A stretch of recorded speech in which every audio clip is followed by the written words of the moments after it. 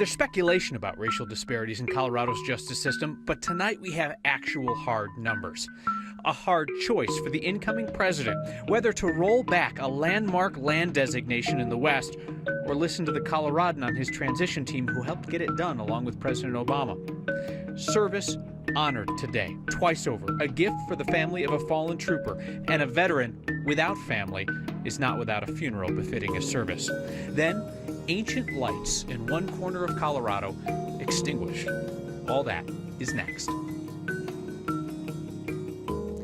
When Colorado legislators mandated a study on crime and justice numbers by race, not saying that they knew what they were going to find, but they did have a pretty good idea.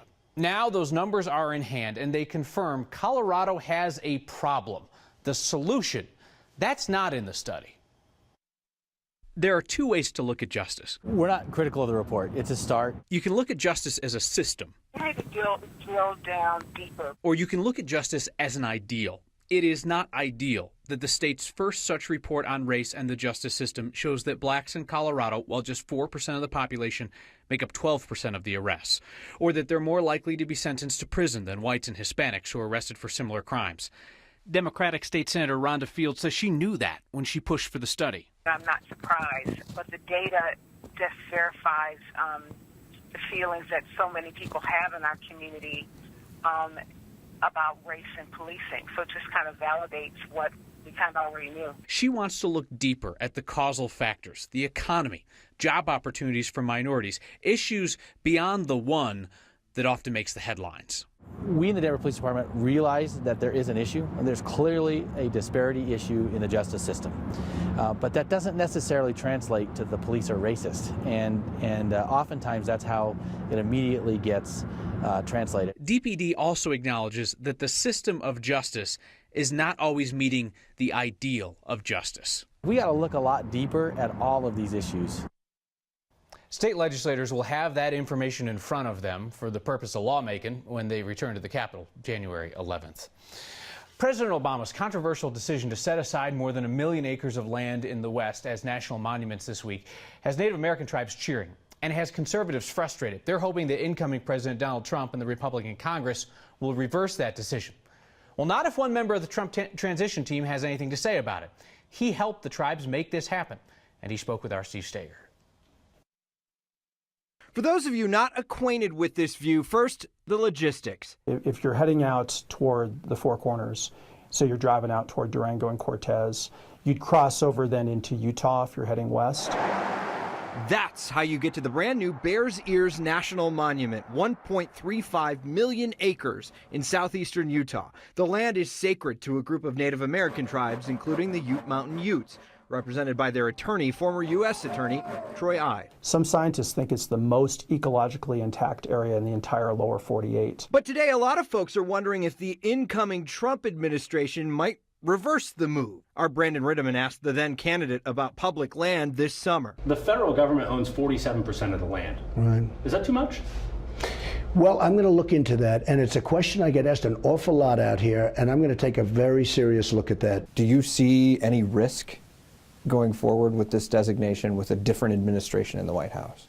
You know, I guess what I'd say is this, is that the president declared this area a national monument under something called the Antiquities Act. That act recognizes that Congress has the ultimate say on national monuments. So if Congress doesn't like what happened, Congress can always change it. If there's anyone who might have the president's ear on the issue, it's Ide. But you are on the transition team. Was this a difficult balance? No, Can't answer I will not talk about any of that. Nope, can't do it. I did point out that in the 110 years the Antiquities Act has been around, a president has never reversed another president's designation. But Congress has made some changes. So I hate to sound like a cliche news guy, but I guess we'll just have to wait and see. In the words of Troy Ide, Steve, nope, nope, nope, nope, nope, nope, nope, nope, nope. All right, thank you, Steve. Ever since the day that Colorado State Trooper Cody Donahue was killed in the line of duty, struck and killed by a truck on I-70 near Castle Rock, we've talked about his family, his wife, and his kids. We haven't delved into the details of their daily lives, like their mortgage. And we don't know if that's what was on Velma Donahue's mind this morning when she walked into the offices of the Altitude Planning Group. Surely she was thinking where she and her 2 little girls go from here. And that's when she got the surprise. To present you with 12 months of mortgage payments. Oh my God! Oh my gosh! Oh. So, Thank you so You're very welcome. We're honored and blessed to do that. Thank you so much. Altitude Planning and a nonprofit called Gradient Gives Back is going to pay Donahue's house for the next year. Family says the stability is a really big deal for them as they go about rebuilding their lives. CU's football program unstunk itself this year, and they play in their first bowl game in 9 years coming up at 7 o'clock tonight, the Alamo Bowl against Oklahoma State on ESPN. Oklahoma State's been to 11 straight bowls, so maybe they'll just get lazy. The Buffs will be wearing stickers. Look for them on their helmets. They're in memory of Heisman winner Rashaan Salaam, who took his own life earlier this month. Tens of thousands of CU fans had to figure out how they would get down to San Antonio on short order for the game. Ralphie 5 had her travel plans made for her. And moving to Buffalo nearly 1,000 miles takes some logistics, including special hauling permits. One thing about Buffalo is they actually travel very, very well in trailers. She also has a very custom trailer that was designed just for her. Now her trailer, it's big enough so she can walk around, move around, get up, lie down in the trailer as we're driving. Been asking for a custom trailer for years and can't get one around here. Ralphie got in a practice run last night in the Alamo Dome, a literal practice run. This is her first bowl game in her 9 seasons with the team. Ralphie 4 ran for the bowl back in 2007. As the old cliche goes, CU players aren't looking past this game. It's the end of their season. But as for their futures and looking ahead to those, one star is, and he sees a star or a shield or something of that nature. Running back Philip Lindsay says he wants to wear the badge someday, go into law enforcement. And CU Boulder police were on it, posted on Facebook this year. Call us up when you're ready, sir. More than 200 people came to Fort Logan today for a funeral, not because they knew the serviceman, but because they knew that no one else knew him. Here's Dan Grossman. This was so incredible. This was just like, wow. It would have been easy not to show up. Oh my God, look at the honor guard. To be elsewhere and let a man who few knew go just as he passed, alone. He was kind of a private kind of guy. He didn't really like to have a lot of people around him and in his face. Bob Budicki served in Korea from 1951 to 1953. Not much is known about his time there except he got frostbite while serving, a condition that would hamper him until he died last month. He was very proud of what he did. Perhaps it was fate Heath and Rihanna Carroll's mortuary was the one to receive his body. Whenever you hear of a veteran passing, it's very sad.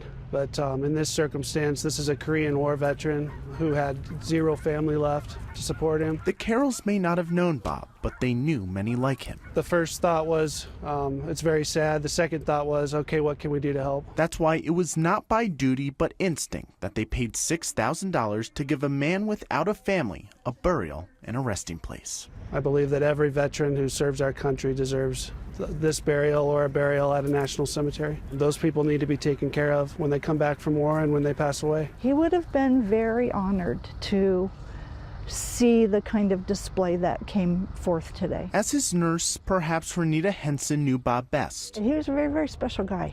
Something about him just touched me. And maybe that's why she knows even the ornery man she cared for would soften at the sight of this. I couldn't let him be alone. It just was against everything I am. Bob Budicki may not have been well known. If he can see us, he's watching, and I know he appreciates it. But maybe that's why for this group of strangers, showing up was the easy thing to do. He may have died alone, but he served with many, and so today he is honored. For Next, this is Dan Grossman.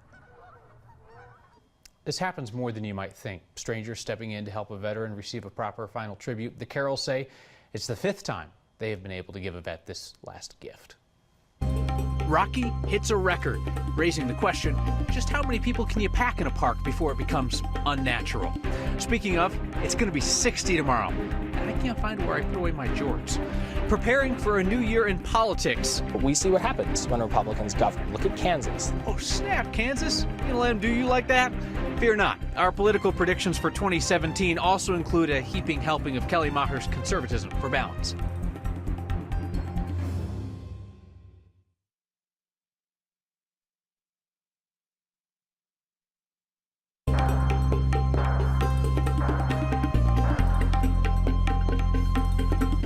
All right, friends, we have a good news, bad news kind of situation as we're winding down the year. We're watching temperatures climbing dramatically tomorrow, but it's going to come at a cost. We're also watching some pretty wicked winds that are going to come our way. First, let's start with the good news. That's how I roll. 60 degrees.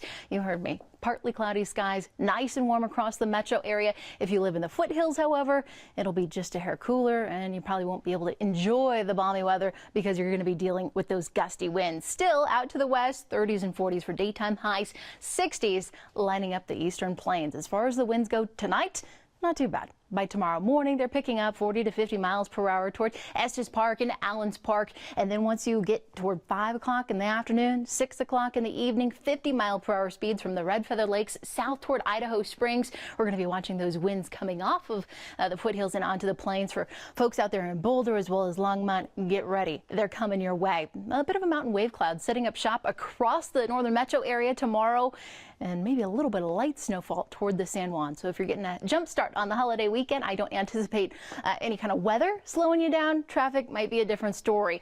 40s on tap in the metro area both Saturday and Sunday, but huge changes arrive for the start of 2017. Bitterly cold temperatures coming our way on Tuesday and Wednesday, plus a little bit of snow. We're joined now by the 9 News political experts. On the left, Ian Silveri. On the right, Kelly Maher. We probably should have seated you guys like that. We'll learn sooner or later. Not in 2016, which was just a barrel of fun to cover with both of you guys for the duration, but we want to look ahead to 2017 and what you foresee at the state and at the national level.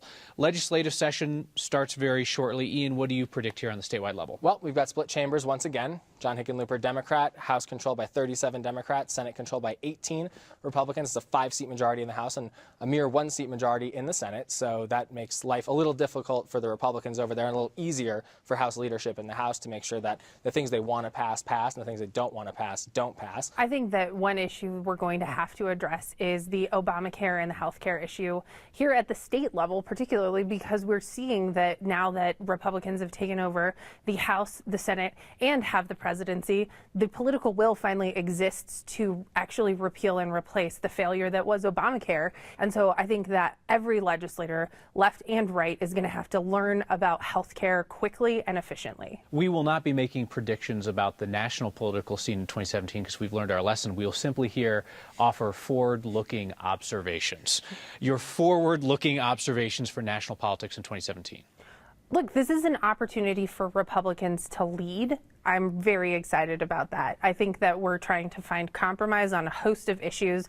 The fact that President-elect Trump has found cabinet members with differing views on a host of issues, I think means that we're having good and vibrant conversations within our party. So at the end of the day, they're going to have to actually govern. Now, we see what happens when Republicans govern. Look at Kansas. This guy, Sam Brownback, and their legislature over there governed by the textbook, right-wing conservative, Heritage Foundation, think tank, policy gone amok, and you've seen businesses flee. You've seen schools go to 4-day weeks throughout the entire state. You've seen budget deficits in the billions and billions of dollars because this trickle-down economics does not work. Ian and Kelly, thank you for your forward-looking observations. I will make a prediction for 2017. Surprises! Cannot be wrong. Thank you, guys. Thanks, Kyle. Looking for a second job to pay off holiday bills? How are you with livestock? And a look back at a one-of-a-kind Colorado holiday tradition that went dark this year. Next.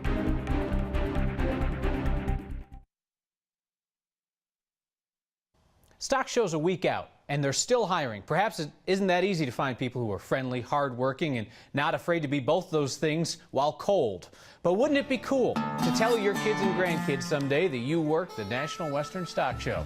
The 111th annual edition is looking for people to work guest relations, parking services, building and grounds crews, ticketing, food delivery. You do have to pass a background check, so sorry, Steve Sager. And you do have to be willing to work shifts outdoors in stock show weather, which is what we're going to make Steve Stager do for your amusement. We have the application information in the next section on 9news.com. 2 record years in a row at Rocky Mountain National Park. National Park Service's new visitation numbers show that 4.5 million people made a trail through Rocky this year after 4 million the year before. Still, though, Park Service is not talking publicly about capping the number of visitors allowed. The campfire-like lights never glowed out of the cliff houses at Mesa Verde this year. The national park canceled the annual Luminarious night there because several of the cliff structures are being repaired before they crumble away. The Luminarious are a spectacular sight.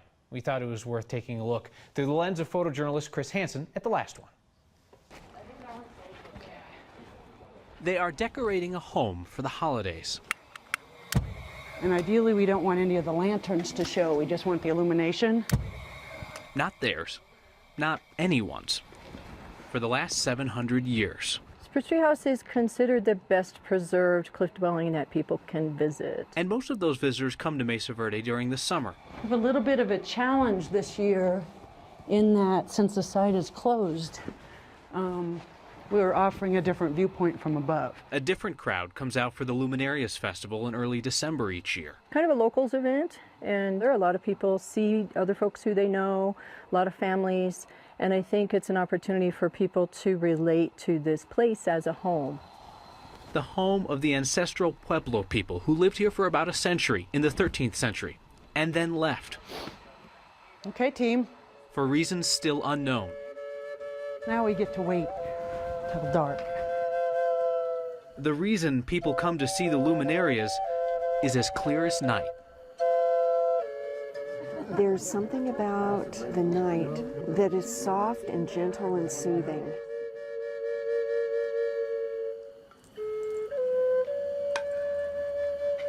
This is a moment for looking and for listening.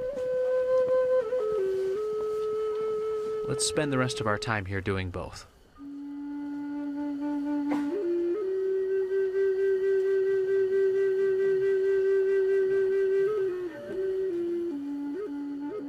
When you look at these dwellings and you realize that people lived in these villages, that they laughed together, they cried together, they grieved together, they lived and they died, and they eked out a living.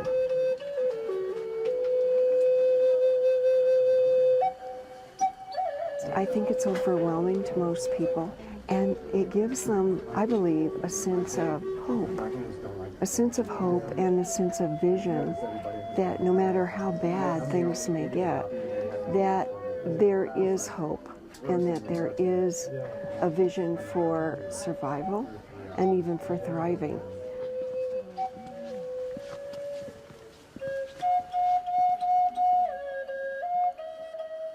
So I love to come here every year because it gives the holiday season, Christmas, a special feeling of renewal and joy and magic.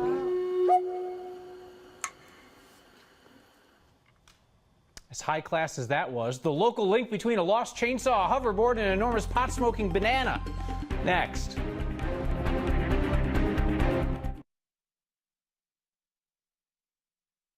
DIA's Lost and Found, not to be confused with Frontier's mountain of lost and unclaimed bags.